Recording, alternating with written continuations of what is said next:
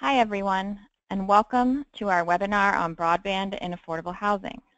My name is Rebecca King, and I'm a Policy Associate with the National Housing Conference. Joining me on this webinar today are Tad Amore with Boulder Housing Partners. He's the Information Technology Manager there, and Juleian Curtis with the Cuyahoga Metropolitan Housing Authority, the Planning Director there. Before we get started, I just want to thank our Capital One for sponsoring NHC's webinar series. Any opinions or errors, however, are ours alone. For those of you unfamiliar, the National Housing Conference is committed to connecting the housing community with the resources you need to move housing forward.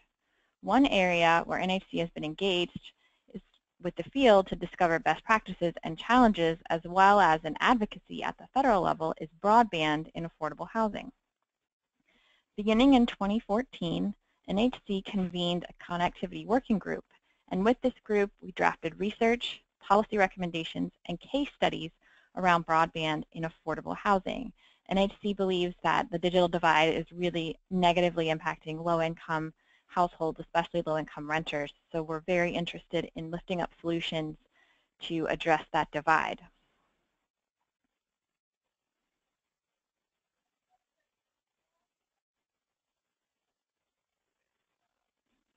Apologies, folks.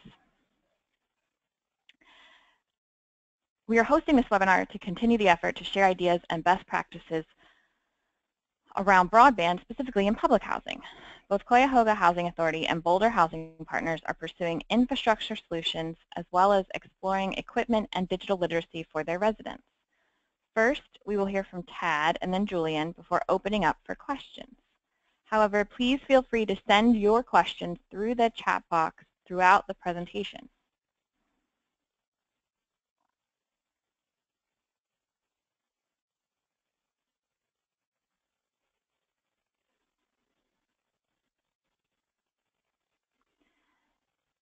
Having a few technical difficulties, folks. Apologies. And related to technical difficulties, a link to view the presentation and download slides will be emailed to everyone who registered. Again, you can ask us questions via the question or chat box in your GoToWebinar module. Use the help menu or visit support.citrixonline.com for support. We will make a recording available on our website and send a link to everyone who registered for the webinar. We hope to post the webinar within a week, if not sooner. Please note all participant lines are muted to ensure clear sound quality, so that's why I encourage you to use the question box. And again, on this topic of technical difficulties, we hope the webinar runs smoothly for everyone, but if you do run into technical difficulties, please use the help menu at the top of the GoToWebinar control panel. And with that, if you'll bear with me, I'm going to turn the presentation over to Tad.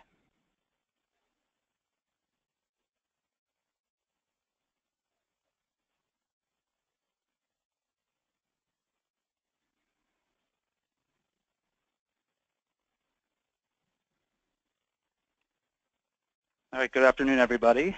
Talk to you a little bit about why we are doing this and how we are doing this. 45,000 is the estimate of K through 12 students who took online courses. 50% is the high school classes delivered online by 2019. So it's a big demand for internet access at home for students. We at BHP have realized that and are working towards bridging this gap.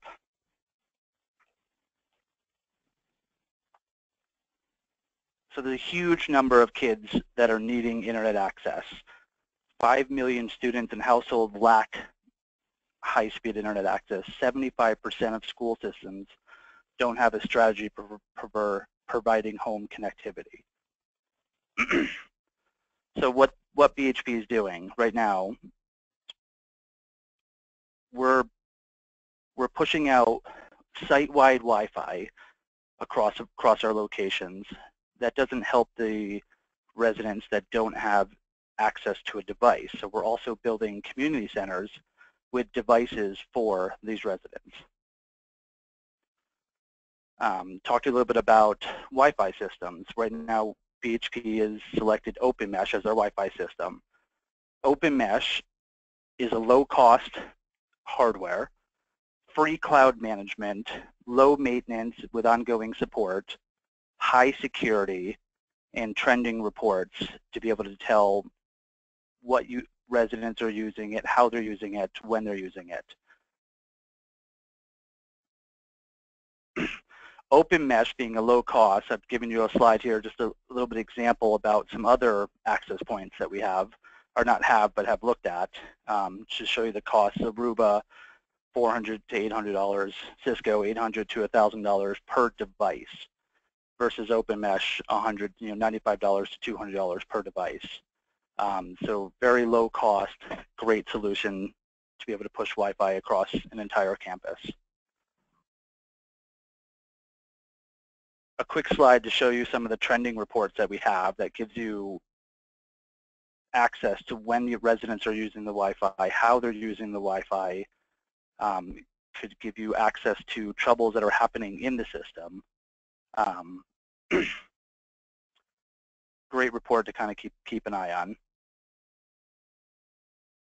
So what we're doing in the community centers, we realize community centers computers are expensive. Not housing authorities don't have the budgets to put out that. So we chose Google Chrome OS as a low-cost option to give our residents access to a device to get on the internet. Google Chrome OS is a low-cost device, low maintenance, high security, cloud management. Easy for one person to manage multiple sites with multiple computers at each site. Also, on top of Google Chromebox, you can take older donated computers or older computers throughout your infrastructure and load Google Chrome OS on it and deploy these into community centers for people to use. Google Chrome OS loaded on an older 5-year-old device will make it run incredibly fast. Again, with all of the same features of the low cost, maintenance, high security, and cloud management. So the average cost of a Chrome OS device, or a Chromebook, $150 to $300. A Chrome box being basically a tower, $150 to $200. Or to load the software on an older computer, it's free. Unless you want the cloud management, then it's $15 a year, which is a very economical solution to be able to give devices to residents for them to use. And we've deployed this around 5 different sites at this point.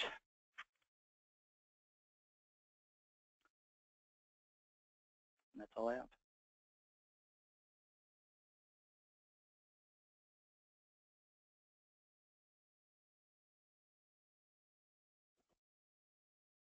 Rebecca, you want to take it back? I do. Sorry, I was unmuting myself, and it took me a second. Okay, thank you, Tad. That was great. I'm going to move it over to Juleian.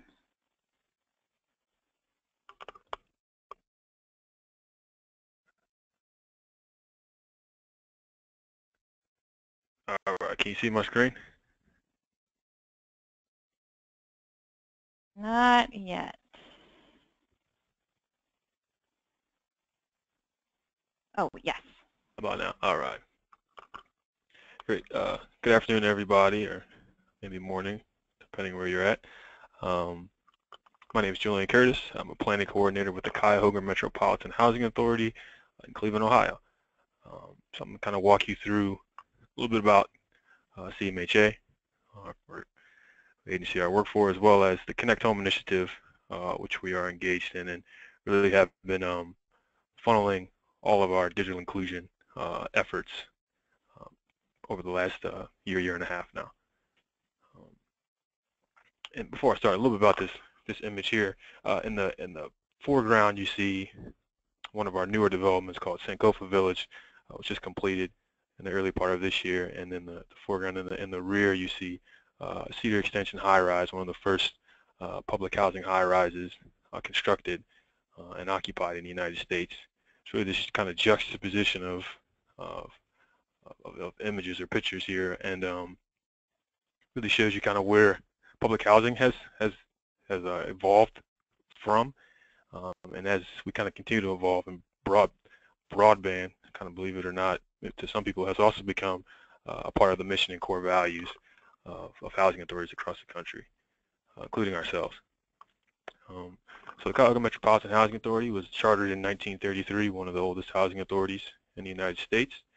We own over 10,000 units, serve over 50,000 individuals across our low-income public housing program, our housing choice voucher program, as well as the rental assistance demonstration program, where we have 3 properties that have been converted to that program. So Connect Home, really the kind of the genesis of this work for me and for my organization, is a federal initiative developed by the White House and the Department of Housing and Urban Development back in July of 2015. CMHA and the City of Cleveland were one of 28 communities selected to be a part of this initiative, and it really has 3 pillars. There's access to high-speed internet, digital literacy training, as well as access to devices.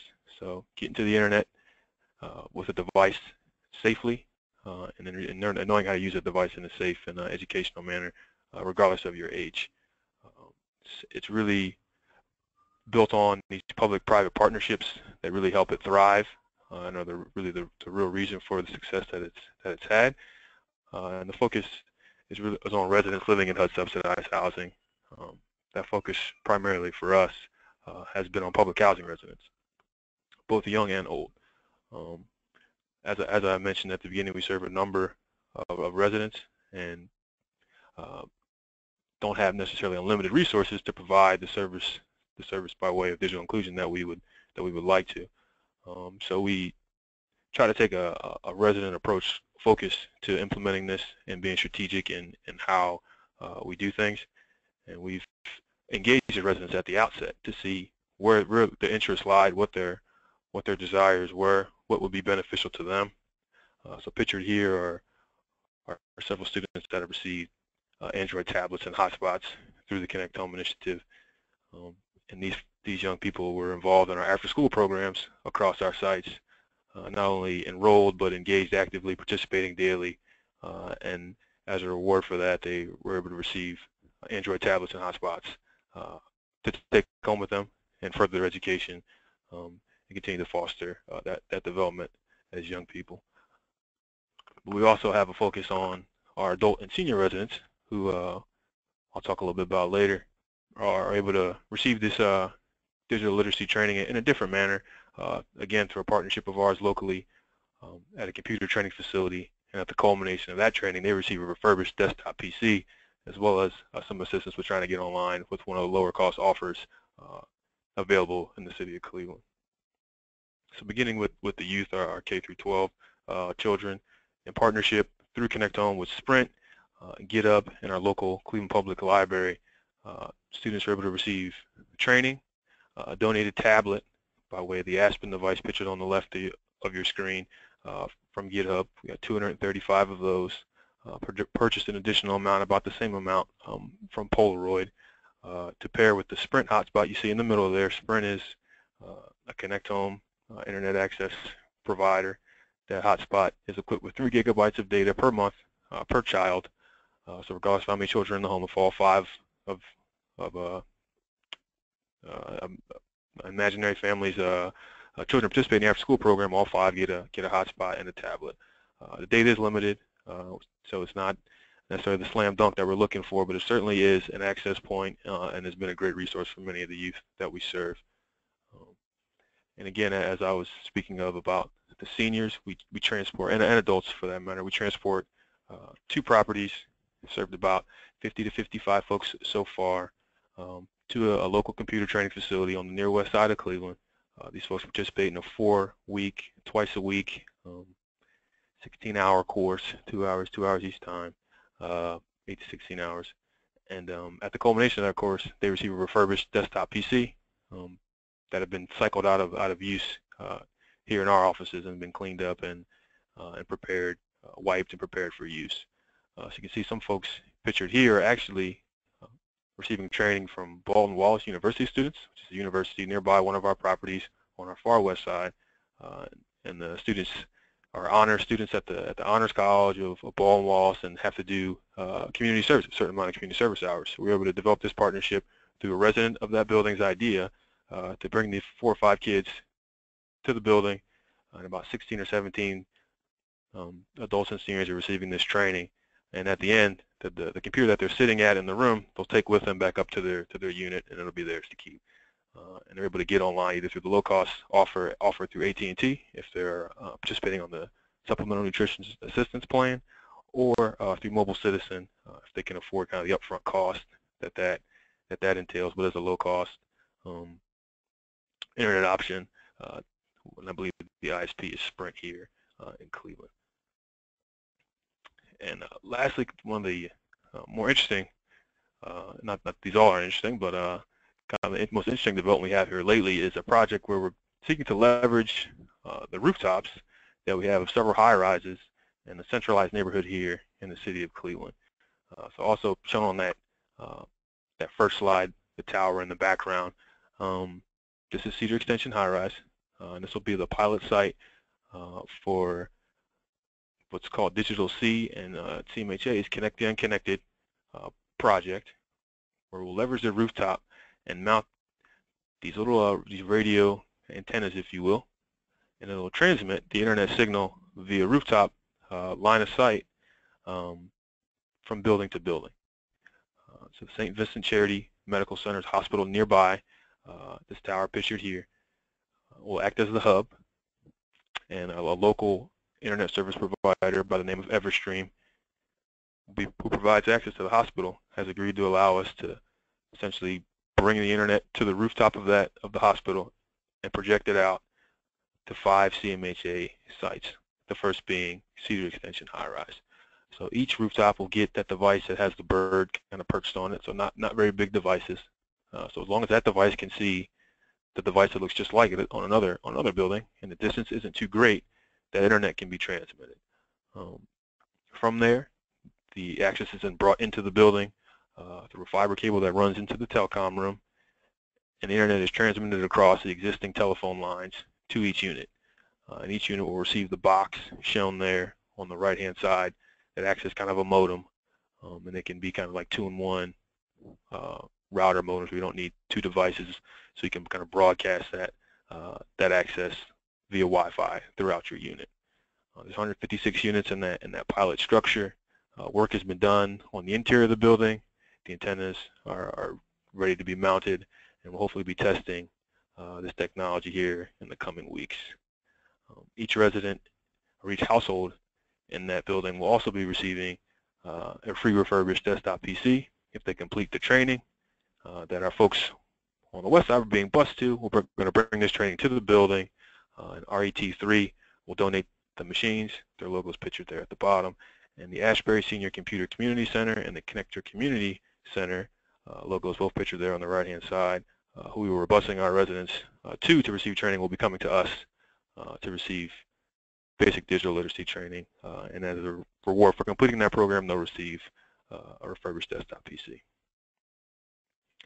So really quickly, some of the challenges we faced throughout this are kind of lacking the home run or the kind of the easy solution for internet service provider across our city. We're, as you can kind of tell from the map there, pictured to the right, we're pretty spread out, and not every community has the same opportunities or options in terms of service availability or training sites and things of that nature. And this is also something that's new to me personally, and also new to our agency taking on this effort. So we've been a lot of learning on the move and on the go, and really just picking the brains of our partners and experts and folks that have done a lot of this and experienced these challenges and overcome them already, as well as cost. And some recommendations that I have are: our partnerships are key. I think I listed at least 10 of them throughout the presentation, and there's many more. They've been instrumental and integral, and really the real reason for the success that we've had thus far.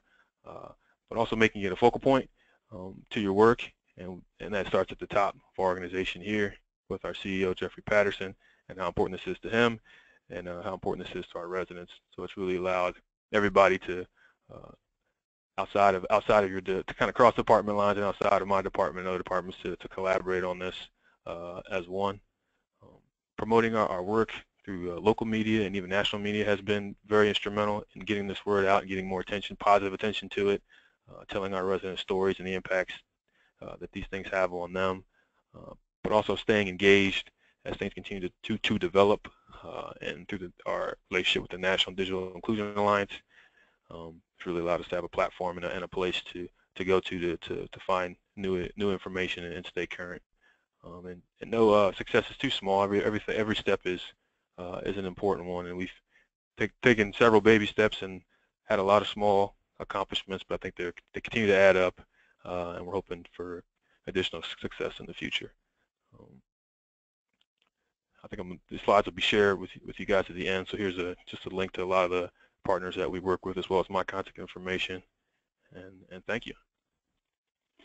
Great. Thank you so much, Juleian. Thanks to both of you for presenting today and sharing about what's actually happening on the ground in your areas. I think that's it's just valuable to hear about how implementation and development actually happens.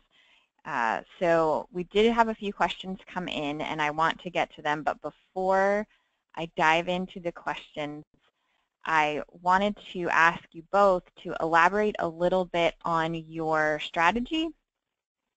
And what I mean by that is, for your housing authority, are you taking a kind of property by property approach, or trying to go at a portfolio level? How are you approaching this as you do the work?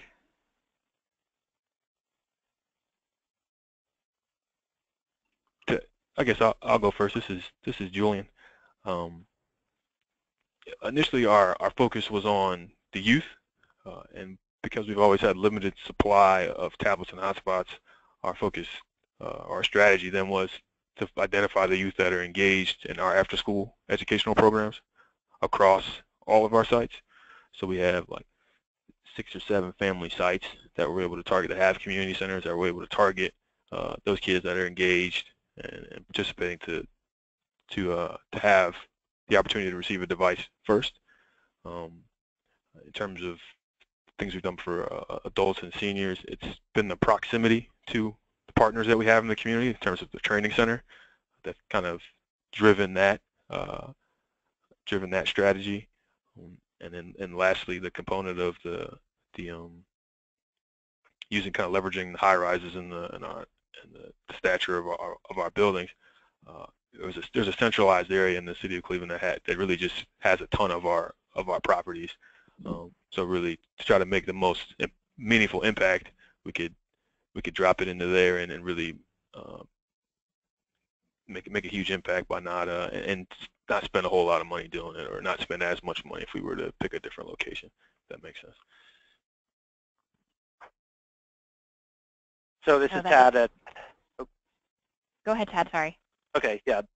So we're doing the same thing, kind of property by property, focusing on our family sites properties first. And as we do remodels of properties, we'll consider adding in the Wi-Fi option into the property. If it's a property that's not up for a remodel anytime soon, we're working with budgeting and trying to get money to put this into those properties. Our goal is to deploy site-wide Wi-Fi across our whole portfolio some point down the road. So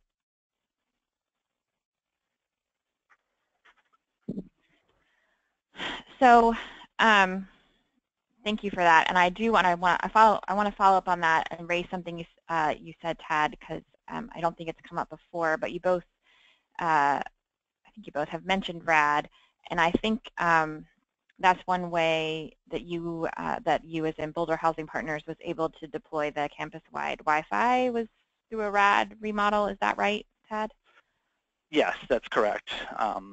Converting 5 different properties. As we did the remodel on the sites, we were able to add in Wi-Fi across those 5 sites. We've had other sites that weren't converted, but we've still been able to come up with the money to deploy Wi-Fi across the sites. And we're currently working right now on another site to get site-wide Wi-Fi also put on there. Great. So we've had a bunch of questions come in. The next one I want to jump on is your model, staffing model. So in terms of IT and implementing broadband solutions, is it a partnership model? Do you have third-party vendors? And Tad, you are the IT manager, so maybe you can go first. But just how you're staffing this work. Sure. So kind of a little bit of both. For the initial implementation of the system, we're using an IT consultant to actually go in and install the cabling and the devices. And then after that, we take over the management of the system. So, and if you wanted to, I could even, I don't know if you wanted to do this, but we could also share back to my screen and I can show you a little bit of the management of the system itself and the simplicity of how easy it is to manage and look at these devices. Well, I think we will share your contact information, and that way people who are particularly in that aspect of the process can reach out and maybe work with you. That's a great resource. Yeah, I'd be happy to show anybody this system that they're interested in the management. They can work with a consultant to get it installed and really teach an admin person on how to manage it and troubleshoot it. And Julian, what about you in Cleveland? So all the work kind of pre the line of sight initiative has been done through our IT department or as well as our marketing department and resident services department. So it's been a really kind of an additional duty for a lot of individuals. It's kind of become my primary role as a Connect Home manager, if you will, to kind of help facilitate a lot of this work and be the face of most of it. But in terms of a lot of the legwork with preparing devices and distributing devices, installing devices, it's fallen a lot on our IT department's shoulders, and our IT director is really him and I are kind of primary managers of our Connect Home initiative here in Cleveland. Gotcha. I have many more questions for Tad and Julian from our attendees, which is great, but I did want to, we got a question about the future of Connect Home given the change in the administration. And I do want to just touch on that briefly. Myself and Ethan Handelman, our VP of Policy, had a phone call with the new Connect Home manager, Joachim Poot, a couple weeks ago, and Dina, another HUD staff on Connect Home. And so for the 27, 28 communities actively participating, that effort will continue. HUD just released the Connect Home playbook. So based on the participating communities, it shares some best practices and suggestions about what PHAs are deploying in their communities. HUD is hoping to not just maintain Connect Home, but look for ways to grow the program, but they are still exploring what that might look like given there's not dedicated funding for Connect Home. So that's kind of where the initiative is right now. Diving back into more specific questions, can you both touch on resident expectations and how you manage them as you implemented different solutions, either in terms of making broadband available to residents or via hotspots and devices, what the resident engagement process looked like?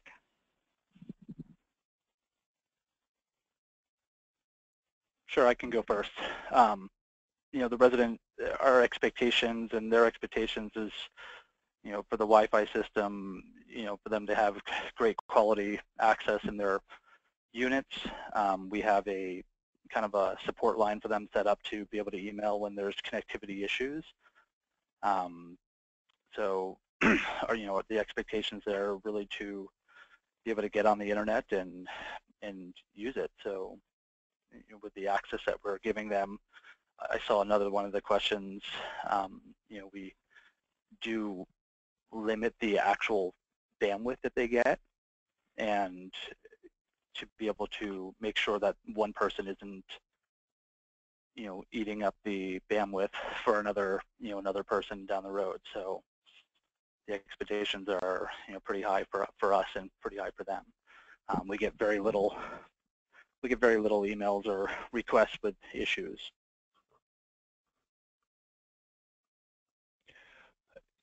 In terms of our tablets and hotspots, the training that we lead off with, or the education that we lead off with, really outlines the limitations of the hotspot and of the tablets.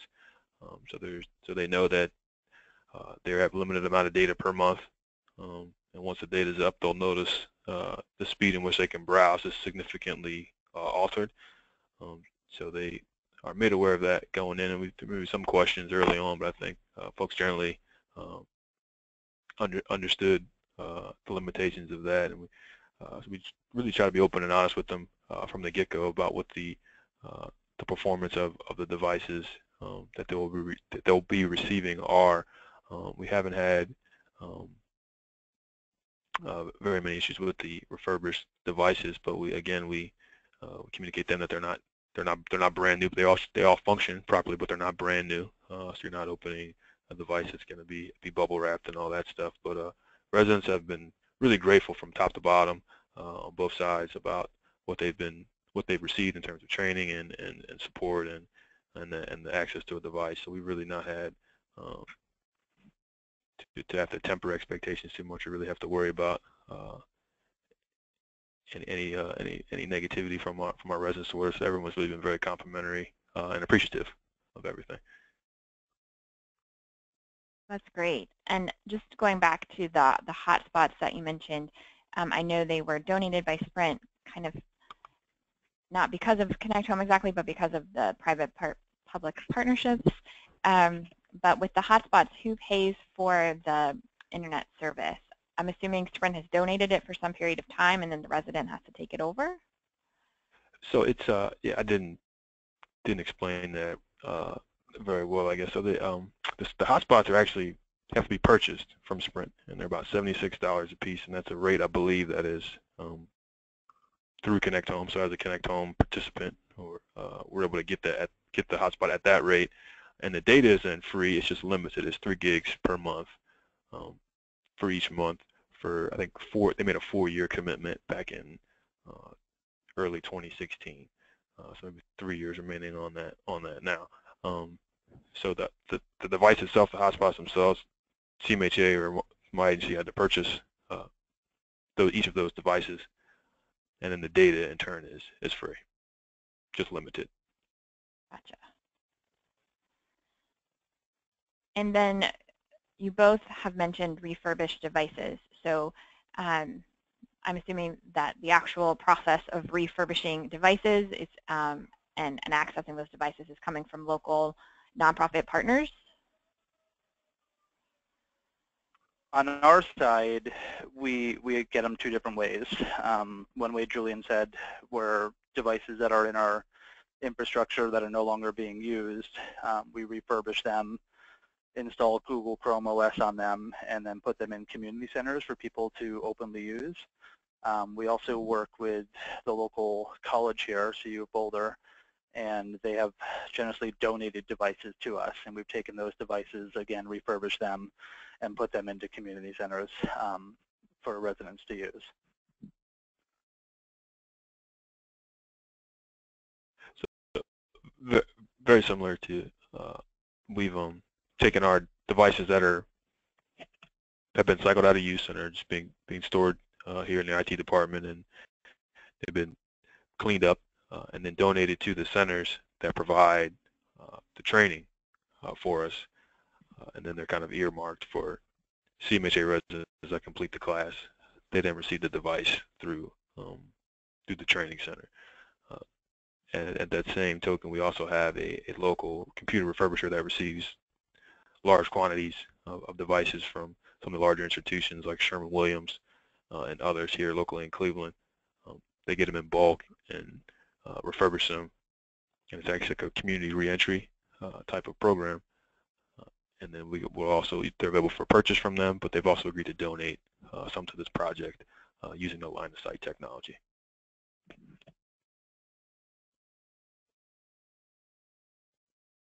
Great. And I did have a couple of good questions about devices. So many questions. It's so great. I'm trying to decide how to attack them the best. And when residents receive devices, are they their devices permanently or only as long as they are residents of public housing? Here in Cleveland, we've taken the mindset that once it's theirs, it's theirs to keep. We won't try to retrieve it back from them.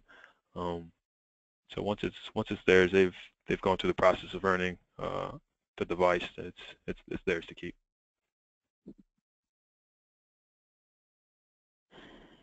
Gotcha. I don't want to lose it, and I'm not sure if either one of you can touch on this, so I'm going to respond to this question, but please feel free to chime in. We've had a couple questions about rural solutions, so solutions for affordable housing in rural areas and PHAs in rural areas. And this is a harder challenge to meet. I will say there are a couple Connect Home participants who are in rural areas who are deploying interesting solutions. There's actually a Native American tribe, I believe in Oklahoma, I think the Choctaw. So they have a large territory, and they've been able to work with actually multiple ISPs to get internet service for their residents. I'm not incredibly familiar with the details, but I'm happy to provide more information about that via Connect Home. But scale and cost are really a limiting factor for rural, so I'm not as aware of as much happening there. But there's also more funding in terms of federal resources for just rural communities that may be of interest to folks. And again, I can share more details on that. But the USDA, the U.S. Department of Agriculture, has some rural funding programs specifically to address broadband, among other things. So happy to follow up about that.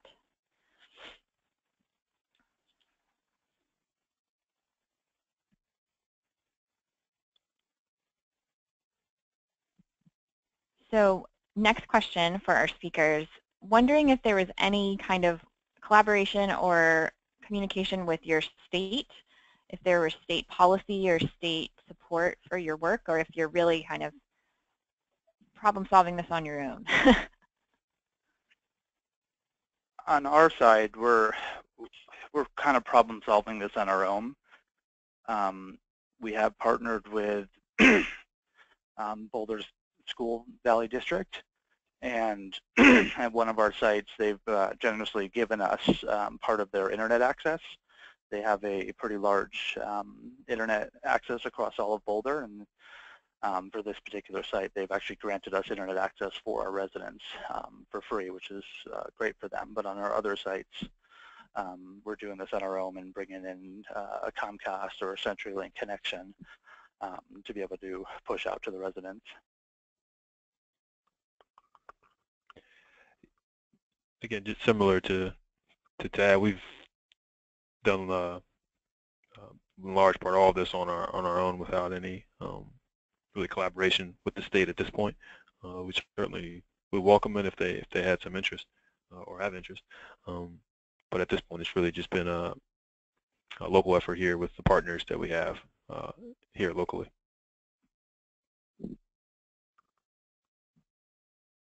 Gotcha.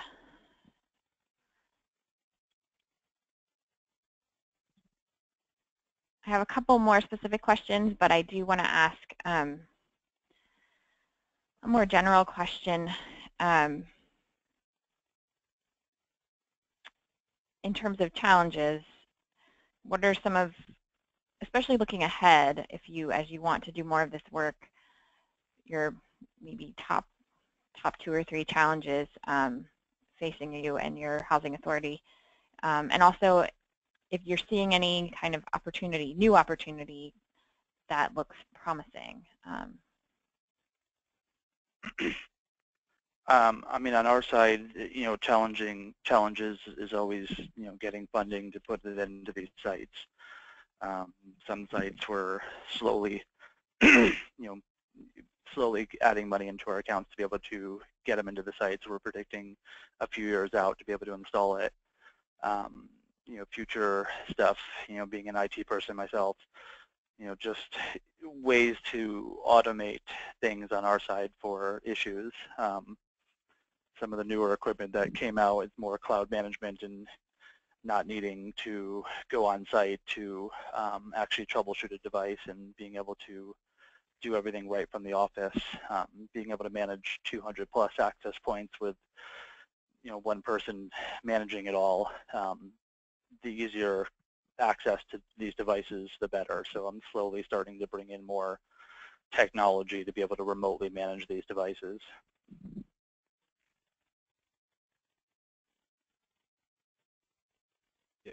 Cost continues to be a challenge. We try to continue to find creative ways or interests from folks that we haven't partnership-wise that we haven't engaged yet. So our thought for the future is that if this line of sight technology works like we think it should, can we attract some philanthropy from the larger institutions and foundations we have here in Cleveland to want to support this effort, given that we have over 10,000 units in our portfolio and access to residents that are in need of this of service at an affordable price. Can we scale that up and really make a huge impact on all the homes across our portfolio? Some of the other or another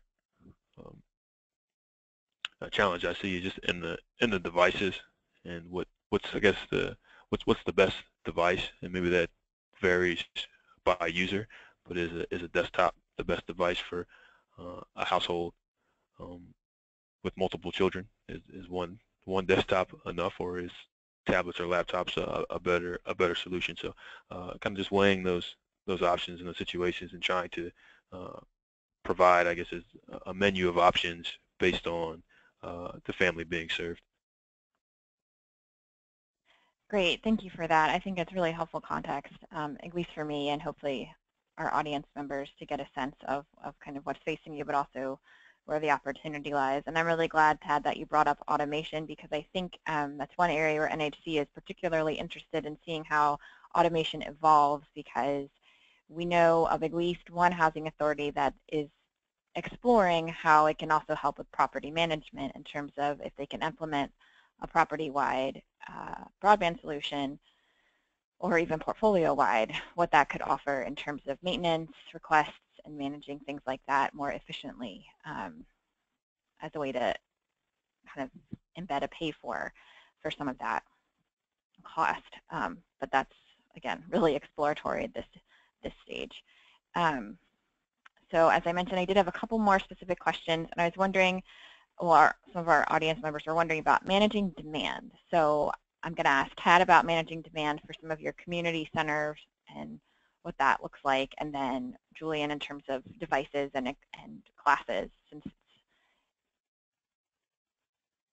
not 100% universal. So how do you manage maybe resident interest and demand? So demand in our community centers is really down to the resident services team and property management teams. So they've been able to do a pretty good job at scheduling when people want to come in and use the computers. I don't think we've really run into issues, demand of not having enough computers. One of our sites where we needed some more, we added a couple more into that facility to meet that demand.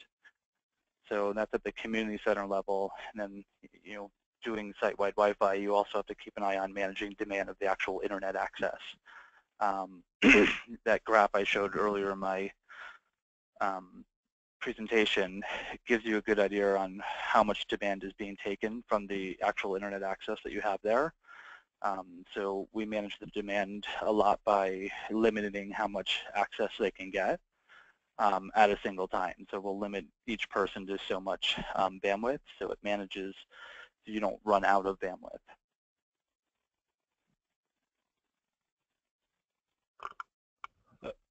For us, it's certainly with the limited resources and devices and just training opportunities to provide, it can be challenging at times to manage the demand, especially when it's kind of coming very sporadically in terms of interest. As I kind of tried to paint a visual of how spread out kind of Cleveland is, while we're not highly populated as we once were, geography-wise, we're very kind of spread out. So it can be, if we have one person interested, or not very many people interested that have contacted us at least at a particular building that's 10, 15 miles away from what the training center we're currently partnering with now. How do we justify sending our transportation team out for just that one person? So we try to encourage residents to let their neighbors know, to let their other members of the community know that this is being offered, so that we can appropriately leverage our resident services department and the transportation department to get folks on the bus into the training facility to receive the training. So it can be challenging at times, and having to kind of ask folks to wait patiently for us to continue to expand this effort.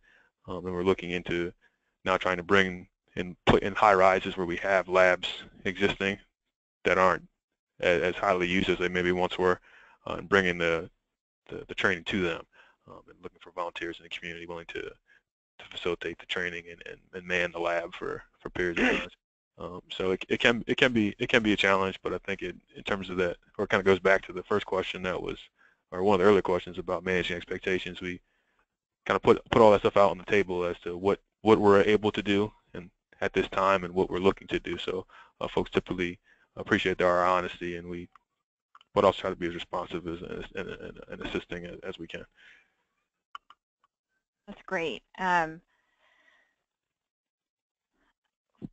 More of an elaboration question, because I know you both have touched on it, but just so our audience is clear, for the community-wide Wi-Fi, the mesh network in Boulder, and for specifically the line of sight solution that's being tested in Cleveland, for residents using that internet, are they paying a monthly fee for that, or is that free to those residents in those properties?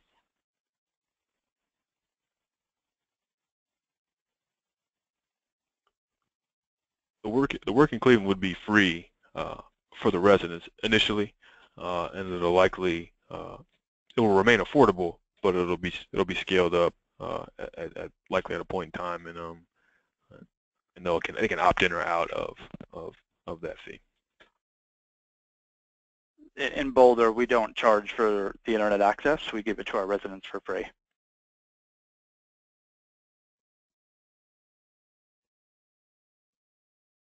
Great. Well, we've had a few more questions that I didn't get to, but we will share slides and contact information so folks can follow up with our speakers individually on specific questions. I know there were a couple questions around adding in broadband costs to your RAD deal, but to avoid financing details that may not be relevant for everyone, we will try to address that offline. I want to thank our panelists for joining us today and sharing their experience and their knowledge. I want to thank our audience for joining us to learn more about this. And if you want to be a part of NHC's Connectivity Working Group, where we share resources and and talk about some of this work and how to do it, please reach out to me and we will get you added. It's not just for NHC members. We really just want folks interested in doing the work so that we can, again, share resources and just engender a discussion. I do want to thank our sponsor one more time, Capital One, and remind folks that we will make the slides and the presentation recording available, and you will get an email with that information. So again, thank you for joining us. Thank you to our speakers, and enjoy the rest of your afternoon, everyone. Thanks, Rachel. Or Rebecca, sorry. Take care.